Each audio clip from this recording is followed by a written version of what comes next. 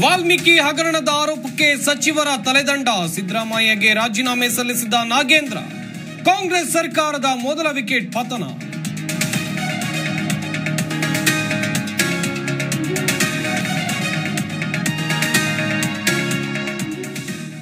ರಾಜ್ಯ ಸರ್ಕಾರ ಭ್ರಷ್ಟಾಚಾರ ಒಪ್ಪಿಕೊಂಡಿದೆ. ನಾಗೇಂದ್ರ ಅಷ್ಟೇ ಅಲ್ಲ, ಸಿಎಂ ಕೂಡ ರಾಜೀನಾಮೆಯನ್ನು ಕೊಡಬೇಕು.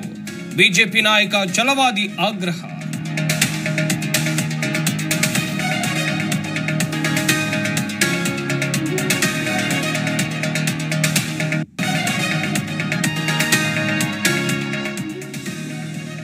ಪಕ್ಷಕ್ಕೆ ಮುಜುಗರ ತಪ್ಪಿಸೋಕೆ ರಾಜೀನಾಮೆ ಕೊಟ್ಟಿದ್ದಾರೆ. ಪ್ರಕರಣವನ್ನ ಸಿಎಂ ಗಂಭೀರವಾಗಿ ಪರಿಗಣಿಸಿದ್ದಾರೆ.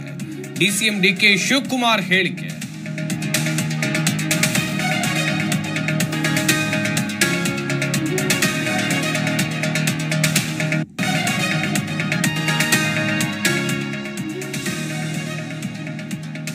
ಪ್ರಜ್ವಲ್ ರೇವಣ್ಣ ಅಶ್ಲೀಲ ವಿಡಿಯೋ ಪ್ರಕರಣ. ಮಾಜಿ ಸಂಸದ ಮತ್ತೆ 4 ದಿನ ಎಸ್ಐಟಿ ವಶಕ್ಕೆ. ಬೆಂಗಳೂರಿನ 42ನೇ ವಿಶೇಷ ನ್ಯಾಯಾಲಯದ ಆದೇಶ.